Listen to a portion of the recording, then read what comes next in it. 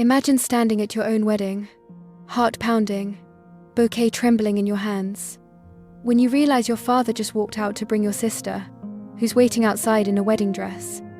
But here's the twist. My husband and I already knew their plan, and what happened next?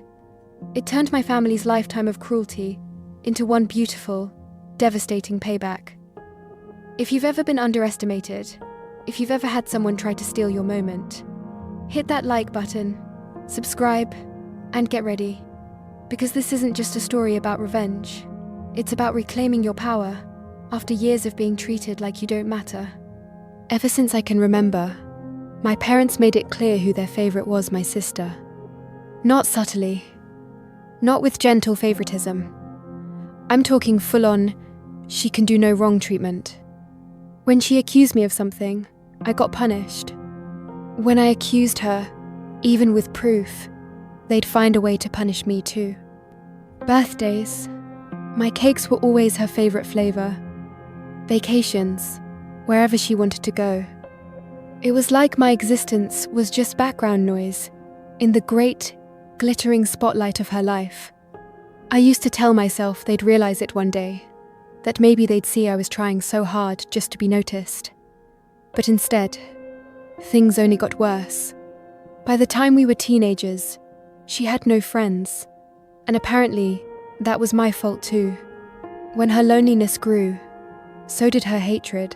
She made sure I wasn't allowed to hang out with anyone. My parents said, "Why can't you just be like your sister and enjoy family time?" Yeah, family time, in a house where love was a weapon.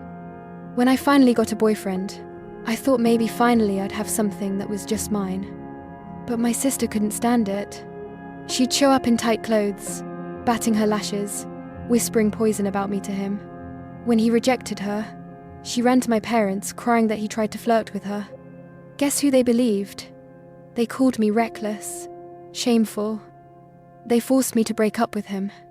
And it happened again with the next guy, every single time. To my parents, I wasn't a daughter. I was a project they couldn't wait to call a failure. When college came around, they told me they couldn't afford it, not after paying for my sister's tuition. They said I should work for a few years, and maybe they'd help later. I smiled, I nodded, and I said thank you. What they didn't know was that I had been preparing for this moment for years. Every night I spent alone in my room, every punishment that kept me from friends I'd spent studying. And that paid off, because I earned a full scholarship when I posted about it online, thanking them sarcastically for all their support. They had no choice but to act proud. But I could see it in my sister's eyes. She was furious. College was freedom. For the first time, I could breathe.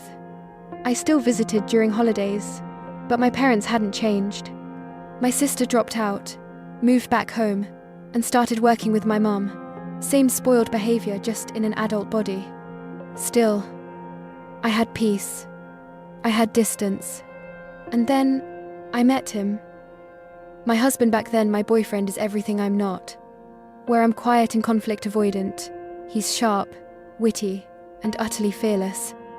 When someone crosses him, he doesn't stew, he plots. I used to joke that he was born for the pro-revenge subreddit. He treats people well, but God help anyone who tries to hurt the people he loves. So when we got engaged, I was glowing. We didn't want a big flashy wedding, we wanted a European honeymoon instead. But since my family was local, we decided to host the ceremony in my hometown.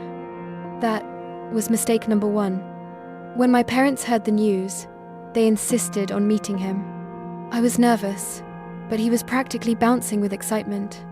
He even bought a hidden recorder, just in case my sister tried her usual flirt routine. He came back later that night, his eyes wide, and a manic grin on his face. "Babe," he said, "you won't believe what they just said." And he played the recording. My parents had told him with straight faces that they'd pay for our entire wedding if my sister got to walk down the aisle first, in a wedding dress, because it was unfair for a younger sister to marry first. They even wanted her own little photo shoot and a cake at my wedding. I was frozen. My husband just grinned and said, "Oh, babe, they just funded their own downfall. We brainstormed like movie villains. Fake addresses, sabotage, double weddings. We joked about everything. But with his brother's advice, we decided on something simple, elegant, and bulletproof. We'd let them think they'd won. We'd say yes. But on the wedding day, my sister wouldn't even get through the door. My husband went back to my parents, pretending to hesitate. He said he understood where they were coming from and wanted to help smooth things over. He even said that I was controlling and would never agree if I found out, so everything had to be discussed in person, never over text. They fell for it completely. For months, he visited them pretending to be the dutiful, manipulated fiancé. Every time he met them, he'd plant ideas, designed to make them spend more. He'd say things like, "It's such a shame we can't afford the nicer catering, but we don't want to take advantage of your kindness." And like clockwork, my sister would demand the best package, and my parents would pay for it. Photographer? Upgraded. Flowers? Upgraded. Even the venue they paid for the deluxe decor package because they thought it'd be her special day too. We called it back pay for emotional damages. My husband was practically gleeful, driving to their house just to negotiate like a con artist in a rom-com. He even pretended my sister's flirting was confusing him to make her think she had a chance. Meanwhile, the only thing we actually paid for was the security guard. The plan was set. My parents thought my sister would arrive in her own gown, right as the ceremony began, so I wouldn't have time to stop it. Oh, we knew exactly when she'd be there. We told the venue security no one matching her description gets in. And to make it airtight, we even offered a bonus if he didn't cave under pressure. When my guests started arriving, everything looked perfect. My parents were glowing smug, even. My dad kept checking his phone, clearly waiting for her arrival text. Then the music started. I took a deep breath and began walking down the aisle. I saw my dad freeze. His eyes darted to the back of the room. His phone buzzed. And without a word, he walked out. People whispered. My bridesmaid texted me under her bouquet. "He's leaving. What do we do?" I smiled through tears and whispered, "We stick to the plan." Here's what happened outside. I learnt it later from our security guard, my husband, and several gleeful witnesses. My sister had arrived in a wedding gown. Veil, bouquet, the full delusional fantasy. When security stopped her, he said calmly, "I'm sorry, ma'am. There's already a bride in there." She lost it. Screaming, crying, accusing him of ruining her moment. My dad tried to force his way in, threatening to call the police. The guard smiled and said, "Please do. I'm just doing my job." Meanwhile, one of my friends in on the plan ran outside pretending to be shocked, yelling, "Wait, what do you mean there's another bride?" Cue more guests rushing out, gasping as they saw my sister throwing a tantrum in a white dress.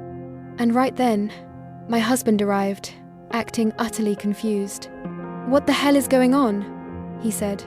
"Why are you dressed like that?" My parents shouted that he'd agreed to this. He raised an eyebrow.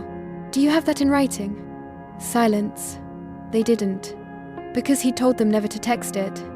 He turned to the crowd and said loudly, "Why would I ever agree to something that insane? You people are unbelievable." And then he walked back inside to marry me. Inside, I was trembling half with nerves, half with joy, because I could feel the whispers spreading. "Did you hear? Her sister tried to walk down the aisle, and her parents left?" When I reached the altar, my father-in-law took my hand and said quietly, "You're not alone anymore, sweetheart." We finished the ceremony, and as soon as we were announced husband and wife, I swear the whole room cheered with extra fire. Not just for love, but for justice. Later, guests came back inside, one by one, eyes wide, lips twitching, pretending they didn't just witness the meltdown of the century outside. My sister had apparently thrown herself onto the ground, kicking and screaming. My mum was crying. My dad was red-faced and furious. And everyone was telling them off. Why would you ruin her wedding? How could you even think that's okay? They tried to say my husband tricked them, but no one believed it. There was no proof, only their humiliation, immortalized on guests' phones. I've seen clips. I've never laughed so hard in my life. We went on our honeymoon, blissfully ignoring their calls. My sister sent a deranged message, blaming me for ruining her dream, accusing my husband of pretending to love me, even implying he cheated with her. My husband just took screenshots of everything her message, my parents' threats, missed calls, and dropped it all into our extended family group chat, with one message: "Hey everyone, we're being harassed on our honeymoon. Please help us stop them. We'd also appreciate it if no one tells them our location, just in case they try to send my sister here to recreate the wedding night." Note. And then he ended with, "Thanks for understanding. Love, the actual newlyweds." The silence afterward? Pure bliss.